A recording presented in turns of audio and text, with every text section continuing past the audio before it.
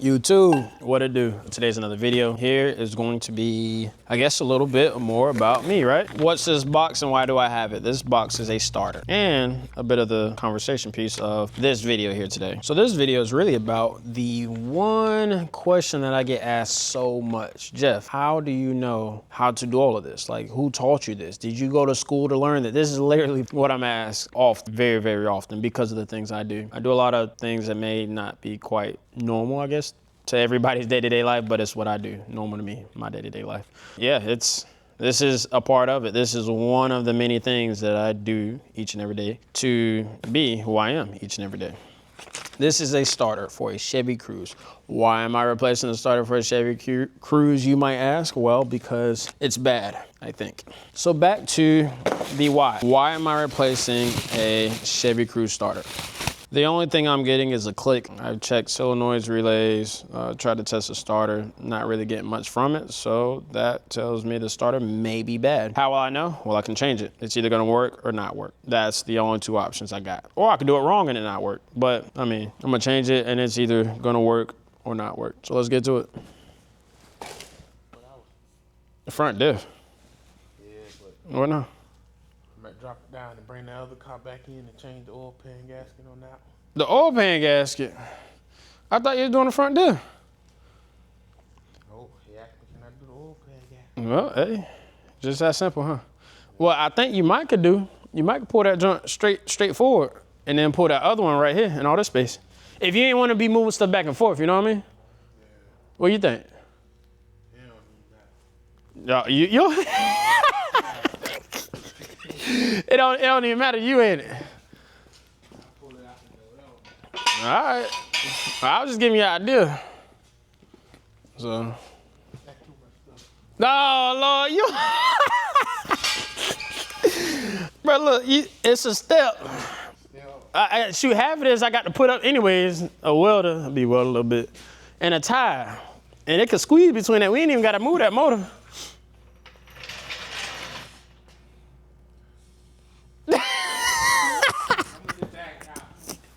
All right, I'm gonna leave it to it. I gotta start at the change. Glory. Chevy Cruze starters. Let me show you a little bit here. So looking into this engine bay here, it's the Ecotec. The Ecotec is a turbocharged 1.4 liter. There's a turbo, it's under this heat shield. You got your air box over here. It's 1.4, so it's a 4-cylinder. And these are all things I'm teaching you by everyday interactions with cars, trucks, whatever it may be, motorcycles. You just kind of learn what stuff are when you deal with stuff that breaks. This car, there's a starter. If you look right down in that little hole, there we go. You see that little rusted thing? There we go. You see that rusted thing? You can see the starter now. I got to get that starter out from behind there. And how I might do it, you may ask? Well, it's probably not going to be fun, but it's really not going to be that bad. I know it looks impossible, but it's actually far from impossible. So we have space. You can see all back here, there's a lot of space. Down in here, there is a good bit of space. So what I'm going to do is I'm going to lift the car up off the ground. I may not even need to do that, but it might help me. But for now, I'm gonna tackle the bolts on top for the top of the starter. And after that, just kind of pull a couple wires and keep going with it. So many of y'all will still continue to ask, Jeff, what does a stinking Chevy Cruze with a 1.4 liter Ecotec? I ain't never heard of Ecotec until actually, this new stuff. But what does that have to do with you and what you do with cars, and how does that even go hand in hand? Well, that's just it. I didn't wake up one morning wanting a GTR and turbo upgrades and fuel systems. It didn't really work like that. I'm blessed, will always be appreciative and blessed for what I do have. But I didn't just grow up with everything I have, right? I didn't grow up with a lot of new stuff, as you can see my habits. But what I did have, I appreciate it and I enjoyed it. But what I did have also break, because it wasn't new. It wasn't the nicest of nice. It wasn't bad. Like I said, nothing for me to be ungrateful for. I need a different ratchet. I got this swivel head, which is nice. I don't know, let me just keep at it. Like I said, stuff I had break. When the stuff I had broke, you had a couple options, right? You either fix it or just deal with it, put it up. I don't know. I can tell you what I did. I fixed it, so I just it's really always been my only option. Figure it out, fix it. Because me liking the stuff I had, when it broke, I fixed it. It's just that simple. I didn't have money to pay somebody to fix it, and I had a little bit of spare time to fix it myself, so it just went from one thing to the next, and it snowballed. People say, well, I'll try fixing stuff, and I couldn't. Well, you could. I think everybody's capable. Anybody, everybody, if you're watching this right now, you're capable of doing what I can. If you're, able, right? Yes, there are individuals with disabilities or just kind of, just health-wise, right? We're talking anyone able physically, health-wise. It's possible. The part where a lot of people turn back is when they stop trying. Like this bolt here, it's in a very, very unpractical location. My ratchet barely fit, but I had just enough turns, or just enough room to get it to break. And from experience of working in tight areas, I knew as long as I tried and keep going, I'll get this bolt out. Some people look at things as problems. I just don't. I mean, there's no reason for it. Either you can or you can't. And if you can, well, just do it. And if you can't, then well, figure it out or do something. I don't know. I don't know what to tell you. I don't really like that word, honestly. I can't. It don't even sound good. Can't. It's not a pleasant sounding word. It's not beautiful. It's not quite elegant. All right, let me pull a couple more bolts and get the starter out of here. This here is the main power bolt. You got a power, you got your trigger prong here. So this will send a signal for your starter to start starting, and this will give it the power to do so. So those are your two wire connectors that are on most starters. And it mounts by these two bolts. Simple as that.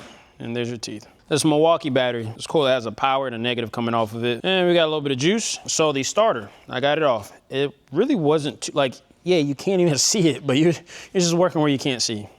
But here's our starter. So the ground is to the starter, and then I'm gonna apply 12 volts to the solenoid and see what it does. Be careful to not do what I'm doing, like touching negatives and pop. It'll hurt. It's almost a little scary, like it jolting. Okay, so that's the engaging part. But we're not getting anything to spin it. But that's all. Uh-oh. But it's just turning really, I don't know. But we have a new starter. I probably did break it loose to where it might work good with 12 volts hitting it, maybe. I don't know, because it is spinning now. Before it wasn't spinning. Out with the old and with the new. Everything's hooked up and we're gonna see if the starter turns. Still gotta put everything back together. All right, yeah. Now you might have some juice. We'll put a jump start on it. Try it again. All right, well, jump box on it. See what it got. Yeah, that thing ain't doing nothing. Where most people give up. And this kind of goes back to how this whole message starts. Just simply not giving up. You just kind of keep going because you can if you're willing and able. It's clearly not the starter. It's a brand new starter hooked up properly. Solenoid's hitting. Starter's getting juice. Everything's turning. Something I'm gonna do is pull these spark plugs. See what we got. I don't know if this is one whole piece of coil pack here or what, but it looks as if we're just gonna wiggle it and do some prying and get it off. This is the first time I've seen 4 coil packs in one. Never seen it before. What? Oh yeah, it's an all-in-one coil pack ordeal. It ain't swapping on one coil pack. I know it's tough to do. You might see in that one. See that reflection? It's water all the way to the top of that one. Water all the way to the top of that one. And also water and some, I don't know if that's turbo pieces or what, to the top of that one, so.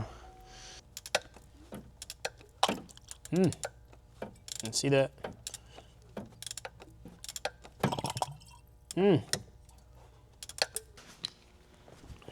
But it's not good still. The motor's pretty much got to get rebuilt.